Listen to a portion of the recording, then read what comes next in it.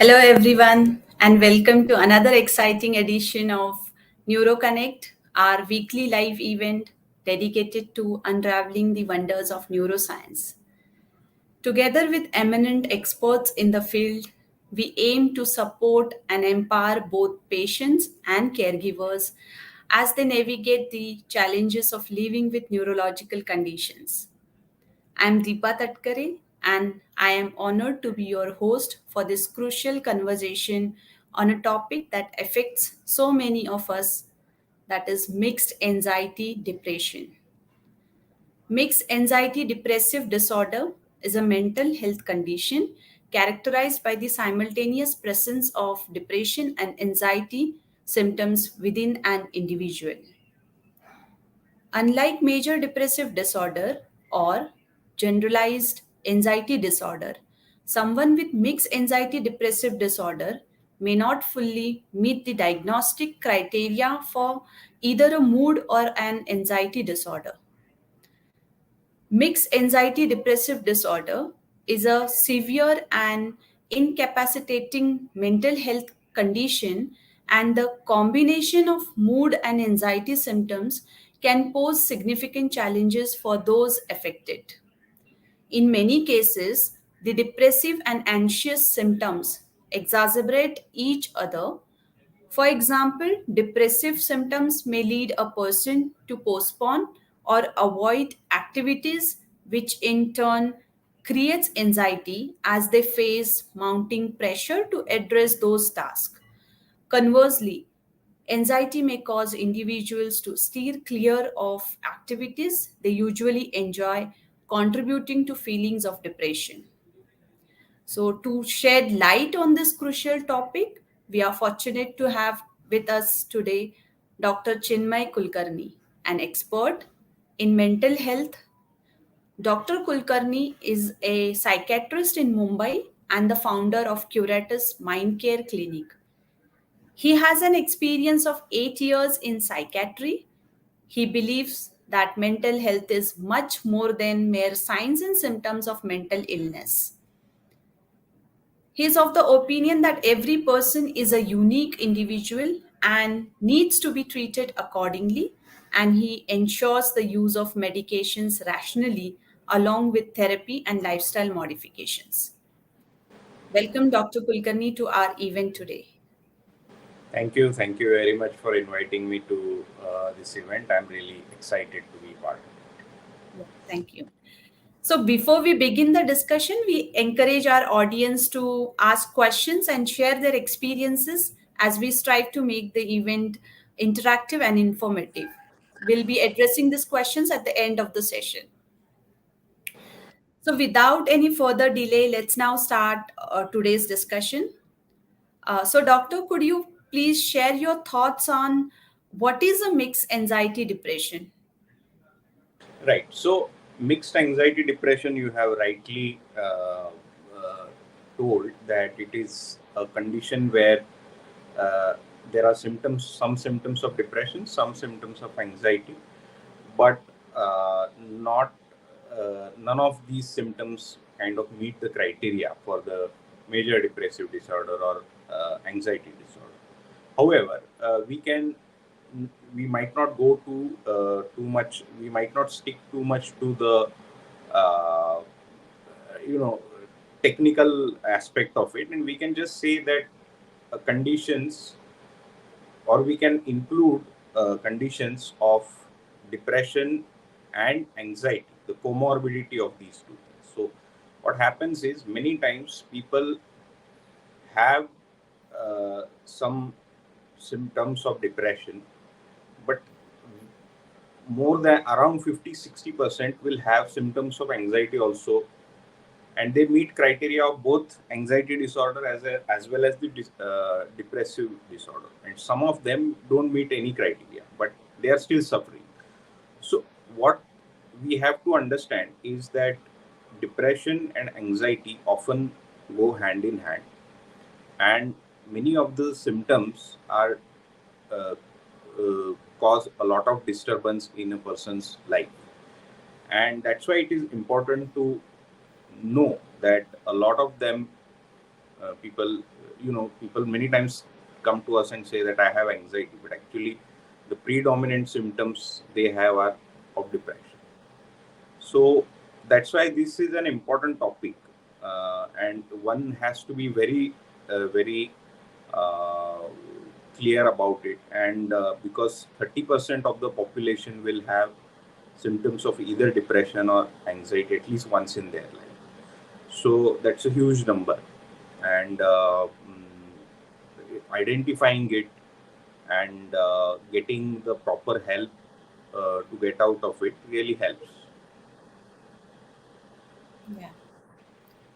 So, how does mixed anxiety depression manifest in individuals, and are there common symptoms that people tend to experience? Yes, so there are two conditions here basically, depression and anxiety. So, depression happens very commonly in and people who go through depression can have persistent sadness of mood, or what they call as low mood or empty mood. So there is some mood related component that you are not feeling as much happy as you used to earlier feel. Or people have trouble in motivation. Earlier they were very driven, motivated. Something happens and suddenly they don't start feeling any motivation to do their work. They're just doing their work or their household chores just because they have to do. They don't feel like from inside. Then there are other symptoms like lack of pleasure in previously pleasurable activities, things which they used to enjoy doing earlier, going on a ride, watching movies, listening to music or singing or whatever. But sir, after some time, they start feeling that they are not enjoying these things anymore. What will happen if I do this?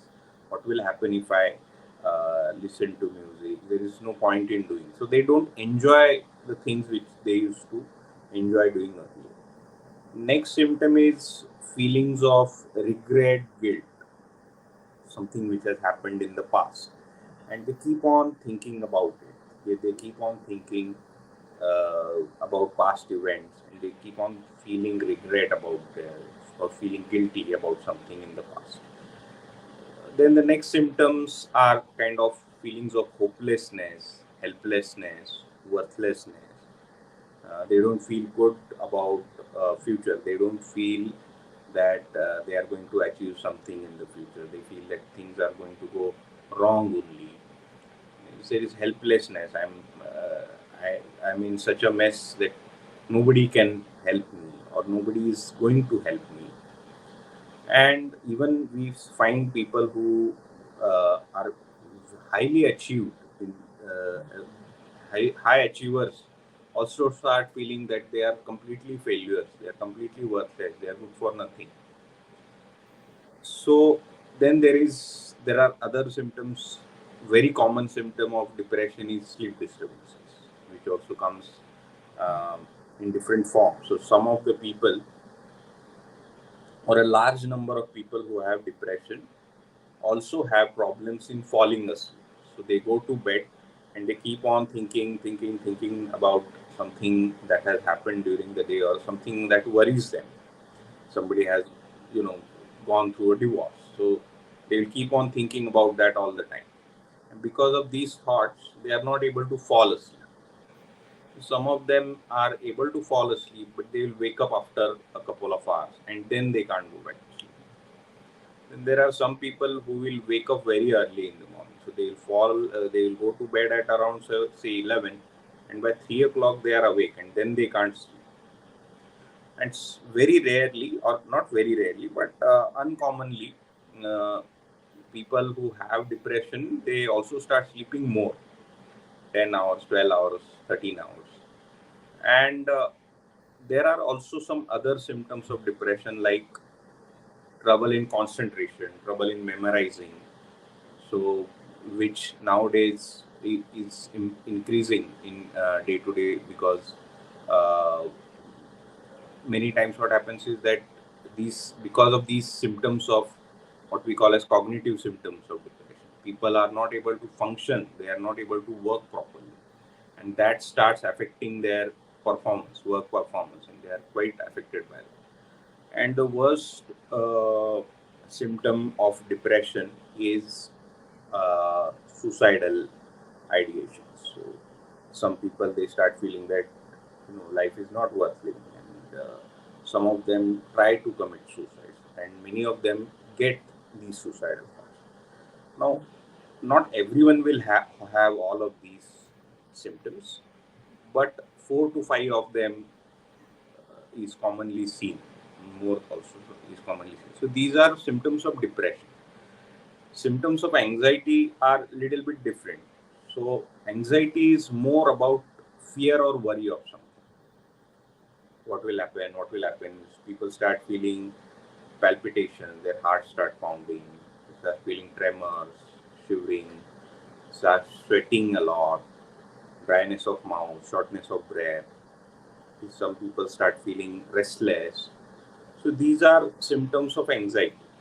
Anxiety can be related to a particular thing, like performance anxiety. Somebody gets anxious only when they go on the stage, when they have to speak to, when they have to do public speaking. And sometimes it could be just like anything, and there is no reason, and they start immediately feeling anxious. They think about something, and they get anxious. And then there are other anxiety symptoms like phobia. Specific phobias are there. Some of them are very much anxious about flying. Some of them are very much anxious about blood, giving blood sample and all, mixing. So some of both of these symptoms of depression and anxiety, that actually forms the basically the mixed anxiety depression diagnosis, or many of them will fulfill both diagnostic criteria of major depressive disorder as well as generalized anxiety. So, what are the potential triggers or causes for this mixed anxiety depression? Yeah. So just like all other mental disorders, there are what we call as biopsychosocial factors. So there are some biological factors, like in your brain, there are these neurotransmitters like called as serotonin, norepinephrine, dopamine. So sometimes there is imbalance in these neurotransmitters. So some of them fall down, some of them are not adequate enough. So these things also are triggering factors. Sometimes some parts of our brain, like amygdala is a part of our brain uh, which is related to emotions and memories. So if it becomes little bit overactive, then people start uh, getting too anxious, because they start because the responses which they get are very emotional, extreme kind of responses which they feel they will get. Then there are psychological factors. Sometimes some people, they develop um, some ways of thinking. Like suppose somebody has gone through childhood trauma, so they might get into habit of thinking in some way in which uh, they are more prone to get scared or triggered by some stimuli or some problems which average other people might not do.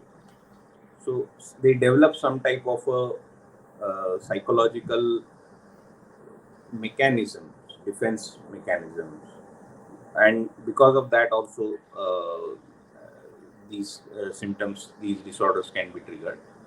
And there are social factors. Somebody is going through divorce, somebody's loved one, near and dear one has died, somebody is going through some major illness like cancer, somebody is going through some stroke, and because of that suddenly they understand that some part of their body is not functioning properly. Then somebody's near and dear one has died. So these issues, environmental factors, they also contribute uh, in the diagnosis in the person experiencing these symptoms. Okay, so do you think that genetics also plays a role in the development of mixed anxiety depression? Yes, so genetics can play some role in the diagnosis, uh, but it is not. It might not be the clear-cut case of genetic disorder. That means that those people whose parents or whose blood relatives they have depression or anxiety, they are at a higher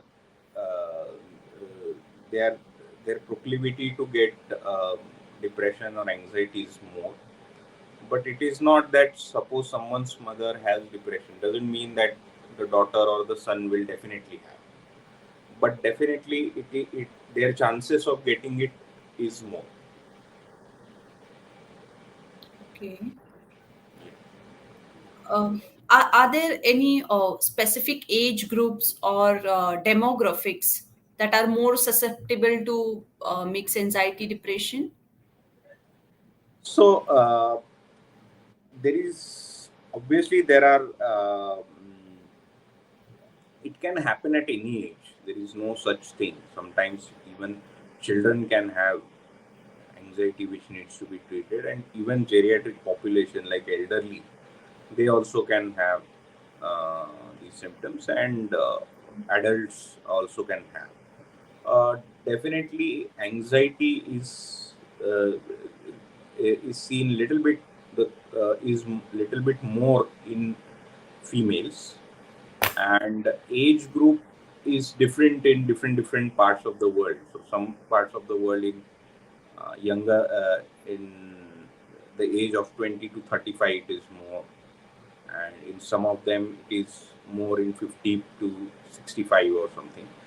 So in different parts of the world there are some changes in demographies and age groups. So but it can happen to anyone, and it can happen at any age. So there is no such thing.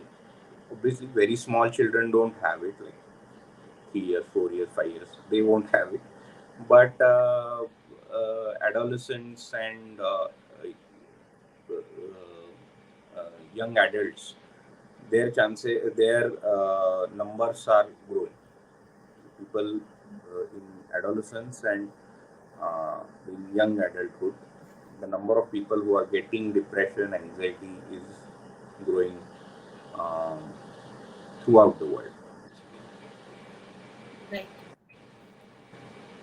So, what are the some treatments or approaches that are used for managing mixed anxiety depression?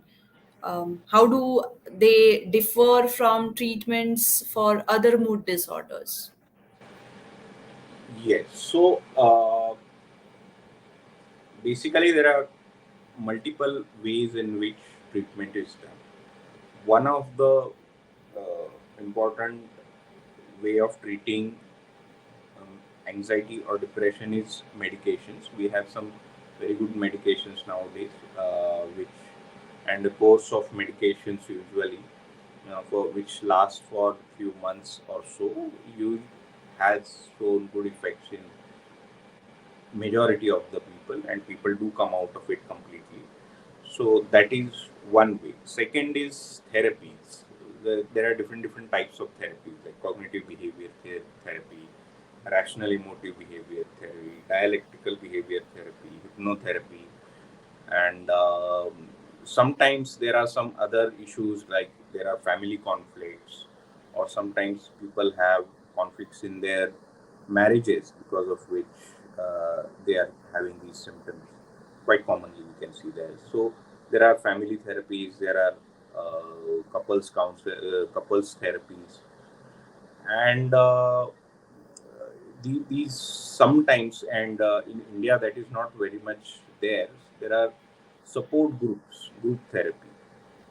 In India, there are support groups, there are group therapies, but not as much as in Western countries, and they also uh, they also help a lot in getting the person out of mixed anxiety depression. Now, So you in very severe cases of depression specifically, we have some good treatment options. Like nowadays in India, we do give what is called as ketamine therapy, which helps in people who are having severe depression, which is not treated uh, properly, or there is inadequate response to the other therapies. So we do give this ketamine therapy, which helps in resistant depression, as we call it. It is not responding as well to the medications and all. And also, we have some other treatment options like ECTs, electroconvulsive therapy, which is also a good option. So that also can be used in depression treatment specifically. okay. Uh, and what lifestyle factors can they play an important role in the mixed anxiety depression treatment and management? Definitely. So lifestyle factors are a very important element in the treatment of, or rather than more than treatment, it is uh, to avoid having or to support the treatment. So in that, lifestyle changes are very important, because see, suppose your lifestyle is such that because of the lifestyle you are getting in depression, you are getting in having symptoms of anxiety, and if that lifestyle is not modified, then merely the thinking, working on your cognition, on thinking, or merely taking medicines might not give the required or adequate response. So, lifestyle changes are sometimes very important. One should sleep for 7-8 hours at least, regularly, at the same time, preferably. Means if your timing is of sleeping between 10 to 6 or 11 to 7, then it is always better to sleep during that slot only. So, but sometimes some people have shift duties. So, in that case, that is a little bit difficult. But those who can afford to have a fixed time schedule for sleeping, they should stick to it. It is not very good that on one day they are partying somewhere, so they'll sleep at 2 o'clock. On another day, they'll sleep at 10 o'clock. On third day, they are watching something on Netflix, and then they will sleep at 4 o'clock. So that's usually not good. Having a fixed schedule for sleeping, which is 7 to 8 hours in a day, is good. Second thing is um managing uh, your day-to-day activities in such a way that you get at least an hour, 45 minutes to an hour of exercise. Because nowadays what has happened, that our lives have become very, very sedentary, and human beings are evolved animals. So what the humans humans who were living in forests 50,000 years back, 60,000 years back, the life they were living, our human animal, their body is pretty much same. Their brain is pretty much same. It has changed a little bit, but not to a large degree. So our body is not, or our brain is not meant to live a sedentary lifestyle. So it's very, very important to do exercise daily. And because exercise also kind of secretes these endorphins, which are called as happiness hormones. Naturally, it happens in natural happiness hormones. So if you do regular exercise, these endorphins are released and you feel better. And many of the organs of your body, including your brain, it starts functioning better. So exercise is very important. Meditation also is nowadays becoming very important because our lives are becoming too stressful. The overconnectedness, things are happening at a very fast speed. Specifically in India, the competition is very high. So all these things cause a lot of stress, and meditation has been proven in multiple studies now to reduce the stress or the harmful effects of stress. So that is also important. Maintaining work-life balance is also important. We are often told that people who are successful, they kind of, it is told that you know don't have anything else in your life, just focus on your work, don't do anything else, don't focus. But that causes detrimental effects on your body, on your brain. And so work life balance is also very important. So I think these, and there are other lifestyle factors, lifestyle changes, which can definitely help in having a better mental health. Yeah. Thank you for those insights. But would like to know how important it is for early intervention in managing mixed anxiety depression. Like what could be the potential risks of untreated or undiagnosed cases? Yeah, so early intervention is always better because then your treatment is last. See, suppose a patient comes to me who is having symptoms of anxiety, depression, or mixed anxiety depression since couple of months. Then obviously he is going to get better faster. He's going to come back to normalcy much faster than suppose somebody who is having the same symptoms for 4 years or 5 years. So early intervention is important, not only because you will improve faster, you will come back to the remission state, that is the normalcy state, faster, but it also saves a lot of uh,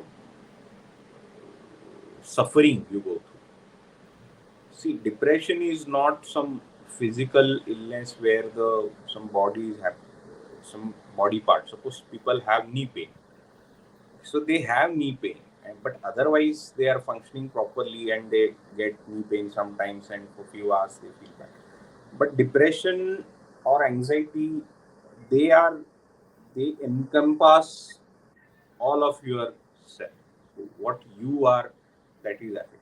So the suffering you face sometimes in depression is far more than say you face from some small illness from or commonly seen illnesses. So if you intervene early, you are going to see improvement faster. So a lot of suffering is reduced. And also, uh, why the early intervention helps is because uh, the so because what happens is that if it's an old case, then the treatment also has to take a lot of time to start showing effects, and uh, it takes longer for you to improve. So that's why early intervention is very important. Now, if early intervention is not done, then the severity of symptoms can go on increasing. So something which was a mild depression, mild anxiety, can go to the severity of severe. Earlier, people might not have suicidal thoughts, but after few months or so, they their condition worsens, and they might have suicidal thoughts, or they might start uh, having problems which they earlier didn't. So that's why early intervention is very important. Right. Um, Thank you, doctor, for those details and the information that you shared. I mean, the insights that you shared. Now, let's take the questions from the audience. So, Are there any promising new treatments or therapies on the horizon for mixed anxiety depression disorder? So there are multiple new treatments which are coming, and because new types of medications are being discovered, there are some other methods in which, like, so there are different types of medications or technologies which are functioning. Like some types of technologies, they will check. So genetically, they will check. They will just it's just a uh, blood sample or a sputum sample, and they will find out, okay, that for you these medicines will be better, and suppose other sets of medicines will have more side effects. What is the adequate dose for you? What is the right dose for you? Because right now what we are doing is that we find that in a population, suppose say of 1000 people, what is the dose of the medicines which will give good effects, improvement in majority of these people, and will have less side effects. That dose is prescribed to everyone, but many times we see that that dose is not right for some people. Some of the people will start getting too many side effects, and others will not get any effect. So there is this new branch of medicine which is called as personalized medicine or individualized medicine, which is already in which is a lot of development has happened in that, but it is very expensive today, where you will come to know that through your genetic study, this is the right medicine for you, and this is the right dose for you for each person. Then there are some other modalities also. Nowadays, see what happens is that therapy throughout the world, psychiatric consultations are still okay, but therapy is little bit expensive because a therapy session goes on from 45 minutes to 1 hour or so, and any therapist can just do few therapy sessions in a day, but the number of people who have mixed anxiety depression or other mental illnesses is very high. So a therapist can, if has to spend 45 minutes to 1 hour in for each patient, so obviously they can do limited consultations in a day, limited therapy sessions in a day. To take care of that, nowadays many big companies are working, and some of them have also brought these chatbots. So these chatbots are kind of trained to do therapy. So you can have that app in your mobile, and whenever you are feeling something or on a regular basis, you can, converse with the chatbot. The chatbot will kind of give you suggestions which are based on different therapy techniques. So these are some of the things. There are many other advances. So it's quite exciting. So let's see what happens in the future. Yeah. Uh, is it possible for you to share some of the success stories of individuals who have effectively managed or recovered from mixed anxiety depressive disorder? Yes. So there are many such stories. One of the story I would like to tell you is from a very senior dentist. Okay, and he's a senior dentist, very renowned, and he started having the symptoms of uh, depression and anxiety. And what happened that he started, he's a dental surgeon, so he started getting anxious about making doing his surgeries. He started feeling that, oh, what if I'll make some mistake? What if I do something wrong? Then what will happen? What will be the consequences? The typical anxiety thinking pattern is this: something which is very possible, something which is possible but very improbable to happen. You start feeling that that thing is only going to happen. So he started feeling this way, that I'll make some mistakes and all. And he used to also start uh, started feeling very sad, very low, started crying very often for no particular reason. Sometimes he would cry and I didn't understand why he was crying. And started feeling that he had purchased a flat, and obviously in Mumbai flats are quite expensive. So he started feeling that he won't be able to pay the EMIs, and the bank will, throw him out of his house, and he'll be left. So all of these things, rationally, logically, all his family members, all his friends were telling, "What are you talking about? You are such a renowned person. You are such a famous dentist, and all these things are completely nonsense. It is not going to happen. It can't happen." But still, he was so much worried about it and all, and he came to me with these symptoms. And because he was a dentist, he was quite open to take medicines, and I treated him, and we also did some therapy for him. And in 2-3 months, he was back to normal. And his treatment went on for a few months. Now his treatment is also over, and he's back to what he was before. And now he keeps on sending many patients to me, that because he has gone through it, although it is not his field, but he sees his patients and sees that he identifies some of the symptoms. So that is the thing. And he was when he came to me, he was almost about to uh, you know uh, sell the flat which he had planned to he had taken on a loan, because he was feeling that he is not going to be able to pay the EMIs and all. So I just told him to postpone that idea for a month or so, and after that, then he himself dropped it. That's great. Thanks for sharing that inspiring story of your patient. But what advice do you have for individuals who are hesitant to seek help and discuss their symptoms due to the fear or shame about the mental health? Yes, so there is a lot of stigma attached to the mental disorders.